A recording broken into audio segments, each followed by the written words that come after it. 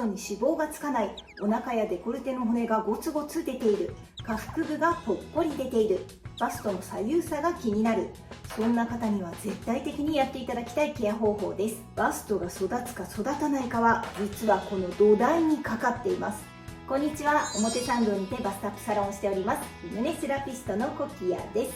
こちらの動画の最後で LINE 特典のご案内があります。併用するとバストアップを爆上げしてくれるケアをご紹介してますので、効率よく胸を育てたいという方はぜひ最後までご覧ください。どんなにバストに良い食事をしても、バストアップマッサージを頑張ったとしても、バストの下の肋骨がガチガチに凝って歪んでいると、残念ながらバストアップ効果は出てくれません。お椀型のバストを手に入れたいのであれば、この肋骨をしなやかに整えてあげることは必須条件となります。サロンにいらっしゃる9割以上のお客様が肋骨に歪みと凝りがある状態です。痩せ型体型さんは 100% と言っていいほど肋骨が閉じて硬くなっています。歪みって骨盤とか足だけの話じゃないんだって思いますよね。服を着ていると表面からは見えないため、自覚されているケースは非常に少ないのが現状です。肋骨の歪みといってもその状態は様々です。まずはバストの育ちやすい肋骨になっているか歪みチェックをしていきましょう。とその前に、まずはバストと肋骨について説明しないと歪みの判断がつかないと思うので解説していきたいと思います。バストは3層構造になっていて、下から骨があって筋肉があって脂肪があります。地盤が悪いところに家が建たないのと一緒で、土台である骨に歪みや凝りがあるとバストの形崩れや下垂を引き起こし、お椀型の綺麗なバストが育ちません。余談ですが、コキヤ式のバストアップマッサージは乳房やリンパにアプローチするものではなく、肋骨や筋肉を整えていく内容になっています。バストの構造を意識して土台を整えることにフォーカスしたマッサージになっているのが特徴です。ぜひこちらのバストアップマッサージもやってみてください。肋骨には左右12対合計24本の骨で背骨につながっています。そしてその肋骨と胸の後ろの部分の背骨、胸椎と呼ばれる12個の椎骨、そして前方にあるネクタイみたいな形の胸骨によって構成された胸部の囲いのことを胸郭と言います。バストアップの観点ではこの胸郭がポイントとなるんですが、一般の方には馴染みがないと思うので、あえて胸郭を肋骨という言い方で説明したいと思います。話は戻しまして、肩甲骨は肋骨の上についているので、肋骨と肩甲骨の硬さというのは連動しています。肋骨がしなやかになるとバストアップ効果が高まるのはもちろん、肩こり、あとは猫背、腰痛の改善にもつながります。肋骨の間には肋間筋という筋肉がついています。肺は自分で広がったり縮んだりすることができないので、横隔膜や肋骨のカゴが柔軟に拡張したりしぼんだりすることによって肺の中の空気の出し入れを行って呼吸をしているんですね。つまり肋骨がガチガチになると呼吸が浅くなるため、呼吸うまくできてない可能性非常に高いです。メジャーまたは紐を用意してください。息を吐いた状態でメジャーや紐をアンダーバストの部分に巻きつけて印をつけます。そして大きく息を吸った時に何センチ動いたかをチェックしてみましょう。深呼吸をした時にアンダーバストが3から5センチほど動けば合格ライン。1、2センチ以下だと硬さがあるので呼吸がうまくできていない可能性が高く要注意です。いやいや、別にうまく呼吸できなくてもバストアップに関係ないでしょって思ったそこのあなた、おっぱい検定不合格です。1分間のご自身の呼吸の数っていくつだか知ってますか？吸って吐いてを1回とカウントして、成人で12回から20回、平均値を16回としましょう。そうすると24時間で2万回、1ヶ月で約70万回、1年で約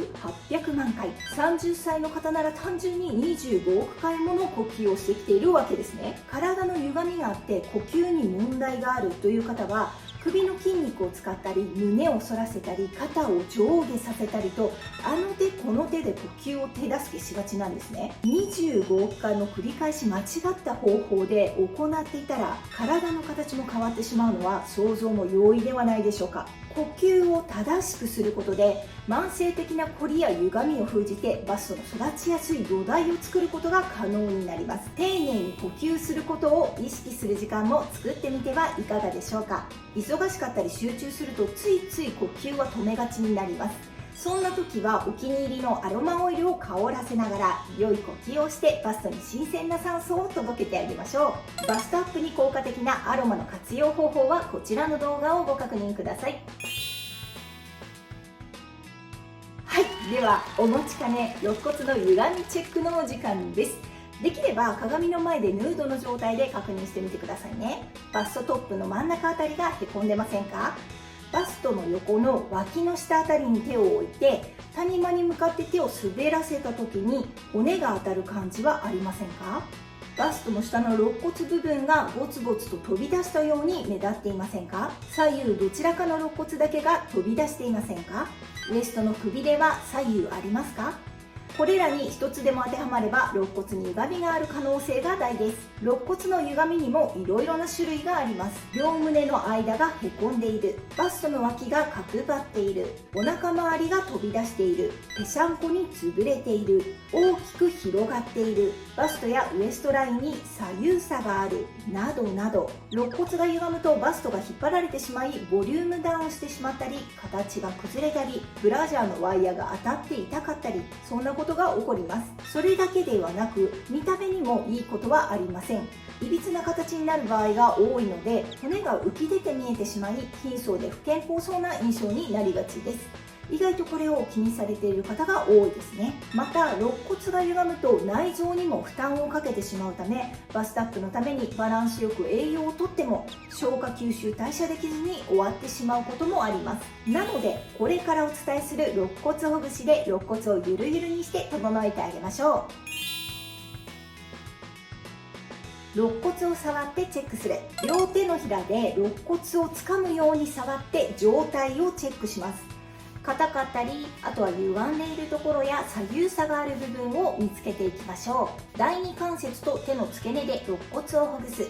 左側の肋骨の硬く歪んでいる部分に右手の第二関節を押し当てます。上から左手の付け根を置いて上下左右回転しながら肋骨をほぐしていきます。硬く歪んでいる部分をまんべんなくやってください。反対側も同様に行います。強さ加減は痛気持ちいいを目安に行ってください。ちなみに肋骨ほぐしはヌードで行うよりも着衣の状態で行ってください。服の上からだと手が滑らずにしっかりと肋骨を捉えて揺らすことができるからです。肋骨が硬く歪みのある方は毎日朝と夜1日2回行いましょう。寝る前に布団の中で横になってやるのもおすすめです。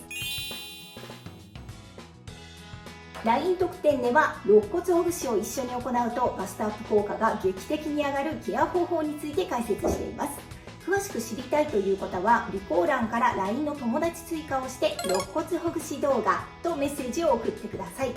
ちなみにキーワードが間違えていたりキーワード以外にお願いしますとか丁寧なメッセージをくださるというとても素敵な方々がいるんですが、残念ながら LINE の特典が見れないのでお気をつけください。今回の動画が参考になったよという方は活動の励みになりますので高評価、チャンネル登録、コメントをしていただけると嬉しいです。ナイスおっぱいはニコニコ笑顔で作るべし。えいえいおっぱいバイバ